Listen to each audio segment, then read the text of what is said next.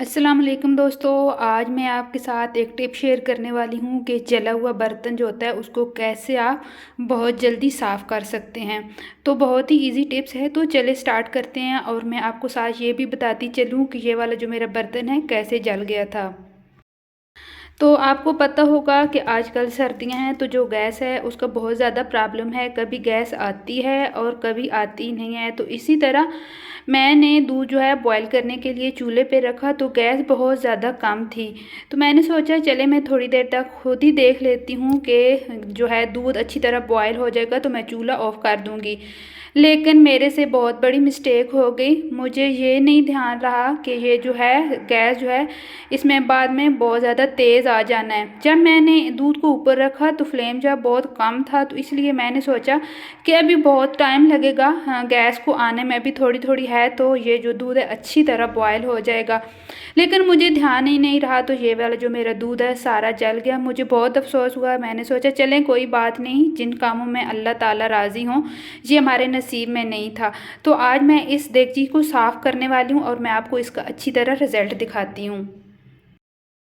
तो इसकी आप हालत देख रहे होंगे, ये देखें ये कितनी ज़्यादा जल गई है। तो बहुत जल्दी हम इसको आज साफ़ करने वाले हैं।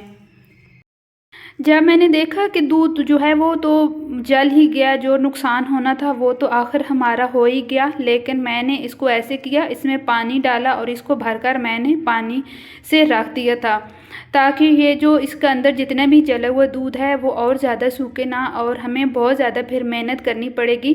इसलिए ये हमारा जो है काफ़ी टाइम बच गया। इसको मैंने पानी से भरकर रख दिया था, लेकिन अभी मैंने इससे सारा पानी रिमूव कर दिया। अभी आपको थोड़ा थोड़ा नज़र आ रहा होगा, ये देख सकते हैं आप। तो चलें अब इसको हम स्टार्ट करते हैं कि इसको हम कैसे साफ़ करते हैं। तो मैं इस देगची को बाहर खुली जगह पर लेकर आई हूँ, क्योंकि ये बहुत ज़्यादा गंदी थी। काउंटर पे बहुत ज़्यादा गंद फैल जाना था। तो मैंने एक चम्मच की मदद से इसको ऐसे पहले साफ़ कर लेते हैं। जितना हो सके इसको हम चम्मच की मदद से साफ़ करेंगे।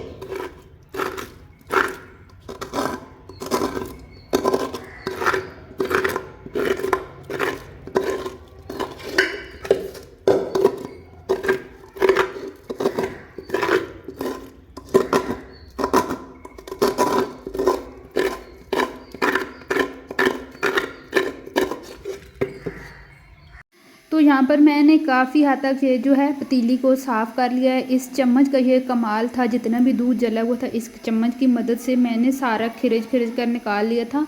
और एक मैं प्लेट में रख रही हूँ कि मैं आपको दिखा सकूँ कि हमारी जो पतीली है कितनी ज़्यादा गंदी थी। इसी तरह जितना भी दूध है मैं इस पतीली में से चम्मच की मदद से निकाल लूँगी। तो पहले मैंने चम्मच को सीधी तरफ से पकड़ा हुआ था, तो अब मैंने इसको उल्टी तरफ से पकड़ लिया, क्योंकि मेरा जो हाथ है बहुत ज़्यादा थक गया था। तो इसलिए अब मैं इसको ऐसे हाथ में रखूँगी और जिधर से ये पतली है उस तरफ से मैं दोबारा से दूध को खींचना शुरू कर दूँगी, ताकि जितना भी दूध जला हुआ है अच्छी तरह साफ़ हो जाए। तो फ्रेंड, आपने जब भी आपका इस तरह बर्तन जो है जल जाए, आपने इसको फेंकना नहीं है। कोई ज़्यादा टाइम नहीं लगा मुझे, तकरीबन ये पतीली साफ़ करने में आधा घंटा भी नहीं लगा और बहुत जल्दी साफ़ हो गई थी, बस ये एक चम्मच की मदद से। ये देखें कितना ये जो दूध है जला हुआ मैं निकाल रही हूँ। तो फ्रेंड, पहले हमारे घर में कभी ऐसे नहीं हुआ, फर्स्ट टाइम ऐसे हुआ था। ये जो दूध है जल गया था, बस हमारे नसीब में नहीं था, हमारे बच्चों के नसीब में नहीं था। हमने सारा काम अल्लाह पर छोड़ दिया था। तो अभी इसमें मैं थोड़ा सा पानी डालती हूँ। तो अब मैं इसको शीशे की तरह चमकाने के लिए एक चीज़ लेकर आई हूँ, वो भी आपके साथ शेयर करती हूँ। ये जो पतीली के बाहर दूध है इसको भी हम इस चम्मच की मदद से सारा साफ़ कर लेंगे। जितना हो सके हम चम्मच की मदद से दूध जो है साफ़ करेंगे। तो यहाँ पर हम बाज़ार से लेकर आए हैं ये काला तेल। ये हमें 50 रुपए का मिला है। लेकिन ये जो तेल है सारा इस पतीली पे हम इस्तेमाल नहीं करने वाले। अभी मैंने थोड़ा सा लिया है, तो इसमें मैंने पतीली में थोड़ा सा पानी डाला है और सारा जो तेल है इसके अंदर मिक्स करेंगे। और एक स्टील वूल हम लेंगे, उसकी मदद से हमने इसको आस्ता आस्ता रगड़ना शुरू करना है। आपने बहुत ज़ोर ज़ोर से इसको नहीं रगड़ना, वरना आप थक जाएंगे और आपकी जो पतीली अच्छी तरह साफ़ नहीं होगी। आपने घबरा कर इसको ऐसे ही छोड़ देना है। बस आपने आस्ता आस्ता इसको रगड़ना है और आस्ता आस्ता ये शीशे की तरह चमक जाएगी।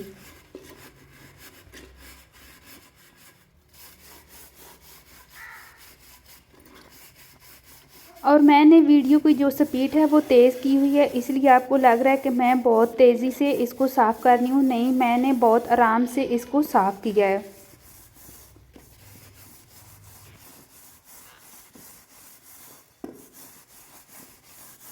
जितना मैंने पहली बार आपको दिखाया था मैंने काला तेल लिया है, इतना ही मैंने दूसरी बार काला तेल लिया था, थोड़ा सा पानी डाला था और मैंने इसको अच्छी तरह स्टील वूल के साथ धोया तो ये बिल्कुल साफ़ हो गई थी। तो इसका अब फाइनल रिज़ल्ट आपको दिखाते हैं और मैं आपको टाइम भी बताऊंगी कि इस पतीली को साफ़ करने में मुझे कितना टाइम लगा।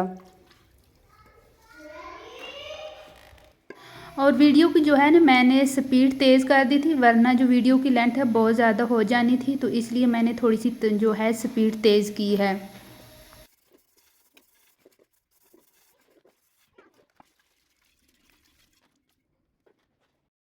तो फ्रेंड यहाँ पर आप देख सकते हैं हमारी ये जो पतीली है कितनी अच्छी तरह साफ़ हो गई है अल्हम्दुलिल्लाह। थोड़ी सी हमने मेहनत की है लेकिन दोबारा इसको हमने कवर कर लिया है।